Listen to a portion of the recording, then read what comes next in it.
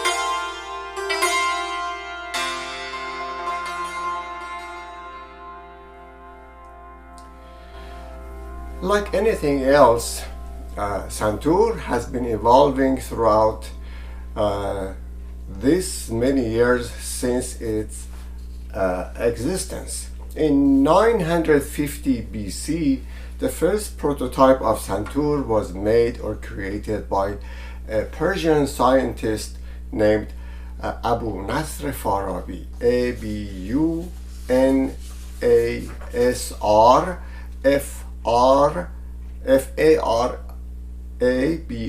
Abu Nasr Farabi. Therefore, it has about 1100 years of history behind it, the way it is designed. Of course, back then, there was no technology to make the strings. It was used or replaced or substituted by guts and some other elements. But basically, that was a hollow soundboard with guts over it and adjusted the tension to create melodic notes. Now listen to another famous Persian melody called Zurf Sarkaj.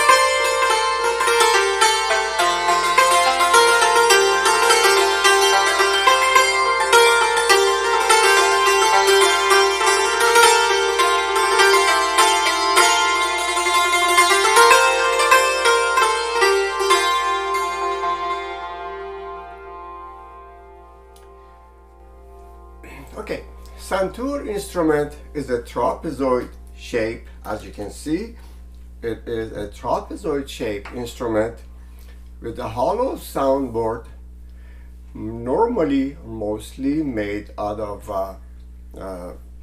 walnut wood. Pegs are on the right side of the player, which is myself. So that's my right side, your left side on the screen, and the pins are on the left. We have two series of bridges on this instrument. The right side bridges will carry copper or bronze strings on them and create lower tone or bass tone. Listen.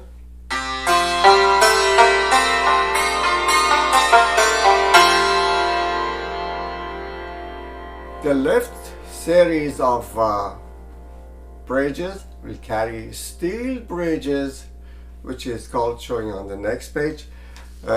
It's carrying a steel bridge to represent or create middle and upper pitches, middle octave or upper octave, or middle or left side of the performer's santur. So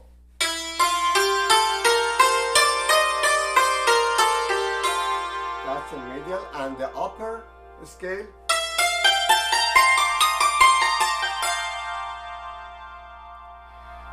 now. If you want to create a melody or if you want to perform a melody, we can do it on either or mix of or mixture of or combination of 3 octaves. We have 3.5 octaves, by the way.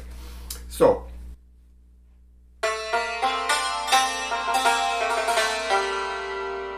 same melody,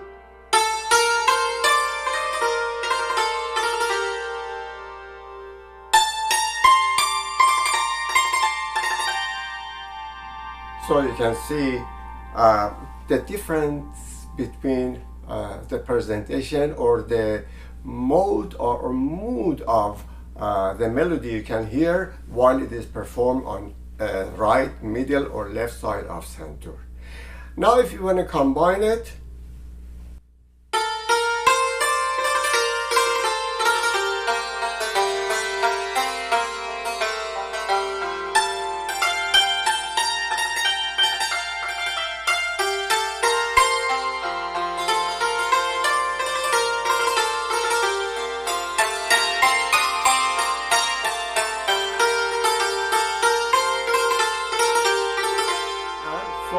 and so forth.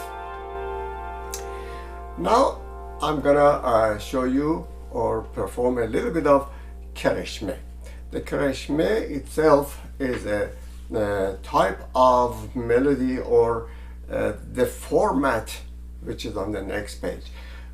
Format of melody which is performed like this one.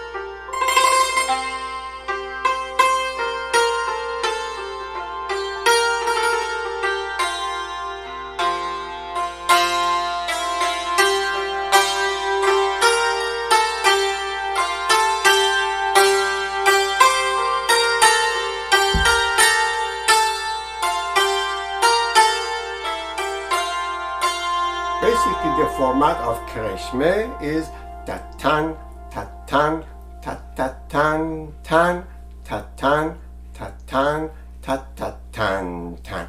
So, however the composition is made or the musician wants to make it, in this format, in this cast, we call it Karashmi.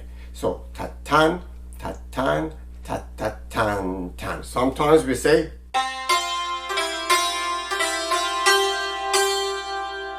or you may say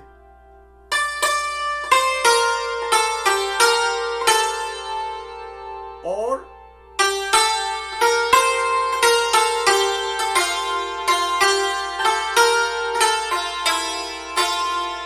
so that was a little bit of touch of Karashmi. And now I will tell you that the closest instrument to in the Western musical instruments to santur is hammered dulcimer.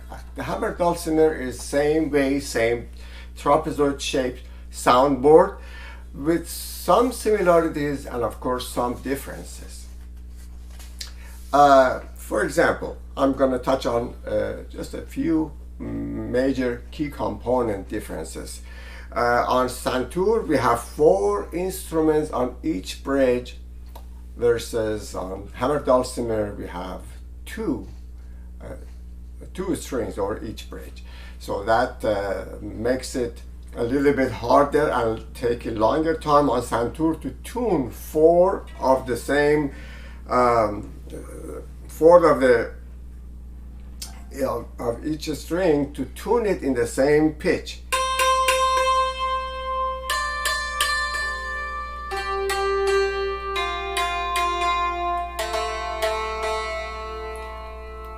Versus hammered dulcimer, which has 2. Also, our bridges are independently movable. They are not attached to the santur and they are not attached to one another. Those are all individual, so I can slide it very carefully to the right or left of myself. Why do I do that, or when should I do that? As you know, in order to adjust or change the pitch of any notes, any string, we can either tighten it with the hammer. There is a little key or hammer that has a hollow end, and we can adjust it, bring the tension up or down in order to create higher or lower pitch, or we can hold this one together and shorten the length. The way it is installed right now, the right side of a musician and the left side are 2 to 1. So the length of each string is twice as long on the right side, on the middle octave, versus left side, which is the higher octave. So that creates twice as high frequency on the left versus on the right. It creates octave. Listen to F, G, A, so on and so forth. It's gonna give you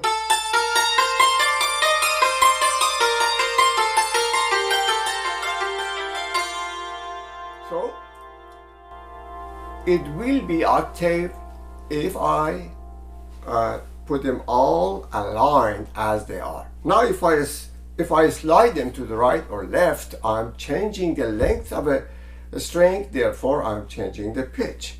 For example, I'm going to change this B flat to B.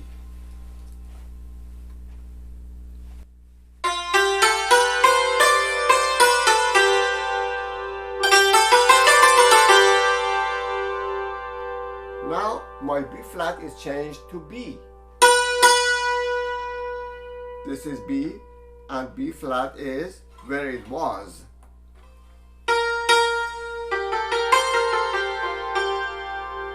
So this is a quick technique to change it in a concert or in a performance. An expert person can quickly adjust it in order to continue playing with the band. Now I'm gonna present to you or perform a little bit of a very short piece I wrote. It's called Chabuk Savar, which is a speedy horseback rider, very quick, and it gives you a little bit of maybe extra energy.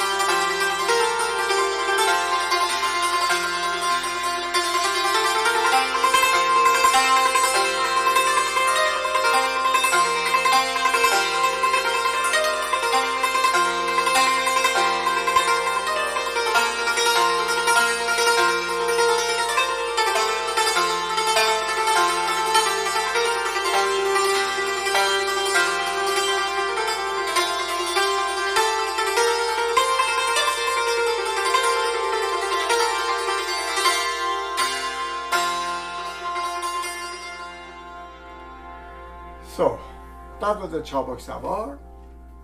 Now I would like to just briefly mention about different modes in Persian music. As you are pretty much aware of the available modes in Western music, we have basically major and minor, and the variation of major and minor. In Farsi, in Iran, or in Persian music, basically, we have 7 different modes, 7 different, basically, tuning, and all of those sub-modes related to each mode.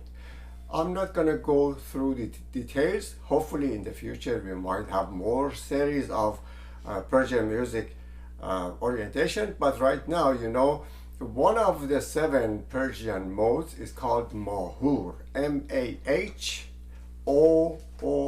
Mahoor. What I'm doing today from the beginning and right now through the end will be, or it has been, Mahoor. Mahoor is the closest thing to major tone in Western scale. The major tone or Mahoor has been a question. What makes it a major tone? That's a very good question, very popular question. In order to create a major tone or a Mahoor, we have to begin from one note, and obviously if the first note or the first degree, if we call it the tonic or the tone of that mode, the second degree, third degree, fourth, fifth, sixth, seventh, and of course the eighth is the octave of the same. So if I begin with F, which I already did, if I begin with F and call it tonic note of Mahoor, my second one will be G, the third one will be A, and the next one will be B flat, C, D natural, E natural, and F. So 1, 2, 3, 4, 5, 6, 7, 8.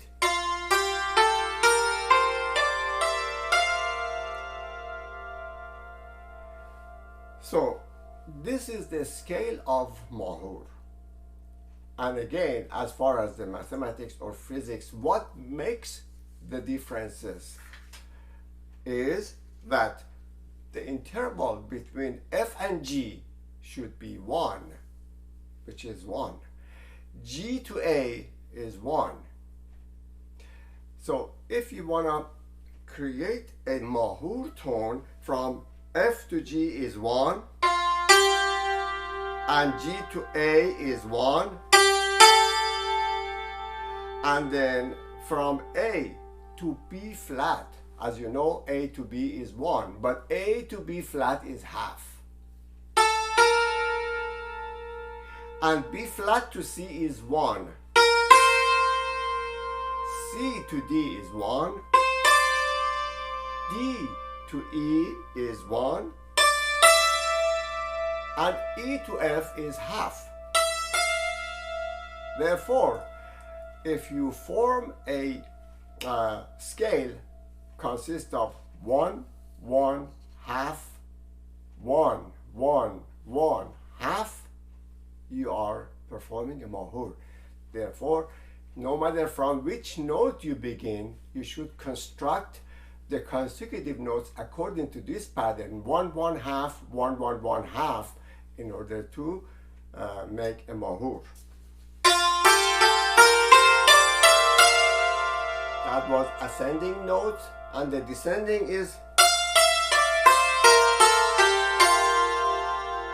I hope that was clear enough for you. Otherwise, I'll be more than happy to answer individual questions.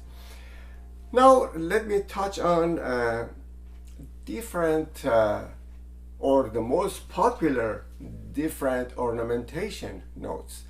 In Persian music, which is a melodic music mostly, in addition to regular or actual or the main notes that we write on the paper, there are some embellishments, some ornamentation notes, and which is sometimes written, sometimes not written. There are some symbols for it that in the notation the composer will make a note so everyone can do it, or at least the soloist can do it. But I'm going to touch on the most popular ones in the short time that we have. And that, let's begin with tekiye. Tekiye is when we hit one note above the melody with our left mezrab, while we are doing the melody with our right mezrab, and the tekiye, which is next note up, is a little bit, or quite a bit, softer and smaller and less dynamics. What do I mean by that? I'm gonna do 5 notes of D, C, B, A, G. D, C, B, A, G.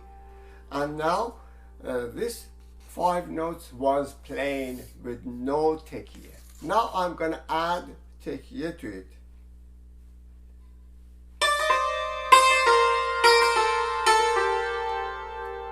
Let me give you a little bit of more details on this one. I'm going to go 2 consecutive notes as so D, C, C, B, B, A, A, G. Between D, C, I am hitting with my left mezrab a little 1 upper note.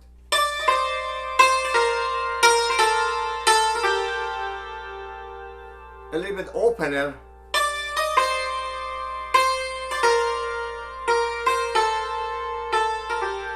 Faster.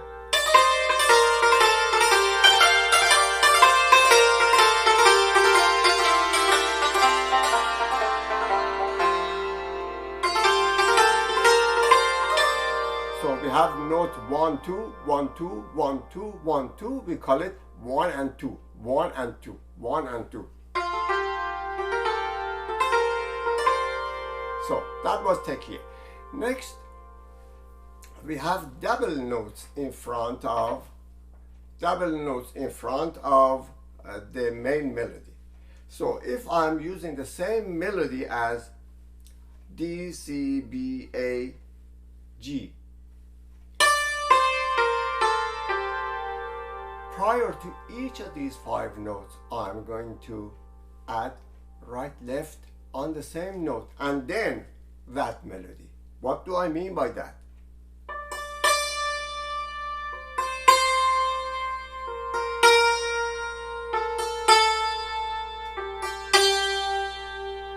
The first 2 notes are very little, very subtle, low dynamic, and quickly attached to the main melody, which is D, C, B, A, G. And we can travel with this anywhere we want.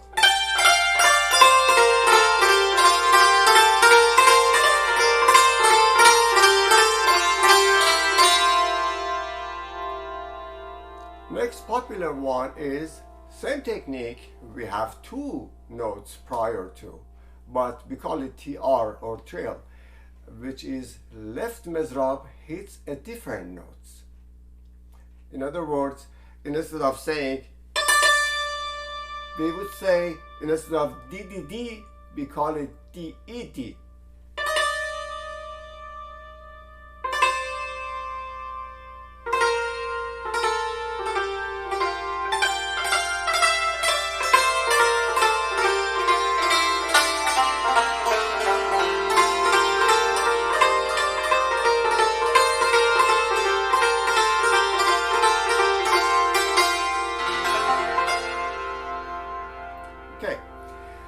Next one is octave. Having 2 mezrabs or mallets, by the way, M-E-Z-R-A-A-B, mezrab, or mallet or hammer are what we are playing with. Wooden sticks, very delicate, very finely carved and finished, and mostly or mainly made with lemon wood, as this one is. The light ones are lemon, and or the darker ones are walnut or rosewood or different types of strong wood, cut longitudinally against the grain of the wood. So now back to the octaves. Octaves are one of the resonant notes that everyone would like to hear it, which is when I'm hitting F and F in 2 different octaves.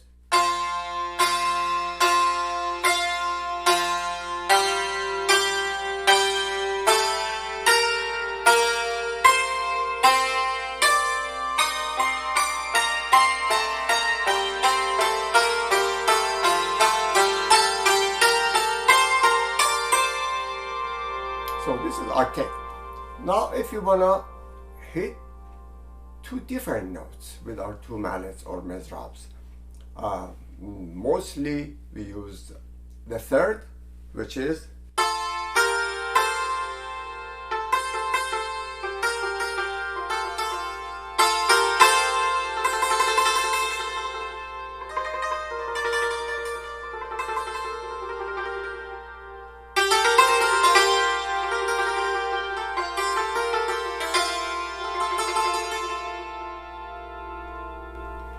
we could do fourth, fifth, and as we desire how to express our feeling in order to create a melody, we could use our two mezrabs in order to accomplish that. Regularly, a santur player will not cross his or her mezrabs. This is not a right technique or right posture. Regularly, our right hand is hitting the lowest pitch or the lower note, and the left hand is doing the upper or performing the upper note, because our left side is creating the higher pitch. So at the end of the program, I would like to close it with a piece called Finale. And why I made this finale, actually I put them together by combining or composing two pieces. Number one is my piece called Dawn. When my first group of advanced students were being graduated and they were accomplished, and just like a sun that was rising, I was very pleased to see them shine and glow. I was impressed and made this piece. And then my gut feeling was Persian music is not only type of music that I love world music, I love all the nations. When I hear for example, Beethoven's number 9 symphony, when I hear that one, I don't see any differences between or any boundaries between the nation's music. Music is something that, or a vehicle or a tools that musicians or the nation can have a common ground. So what I did is I added my piece to Mr. Beethoven with his permission, and trying to transition from Persian music to the westernly known and respected music of Beethoven. And you see there is no difference between the two. There is no boundaries between the two. So we can love one another by music.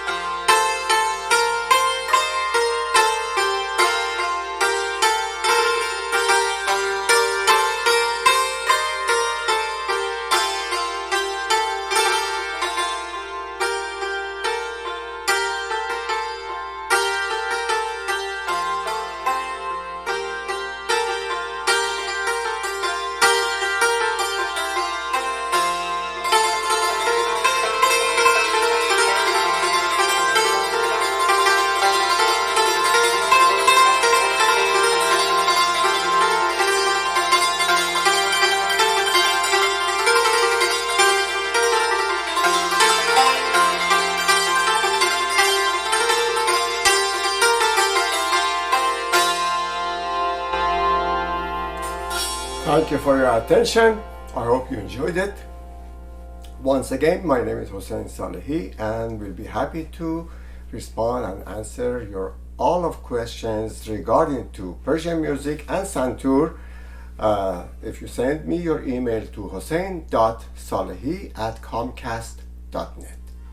Thank you.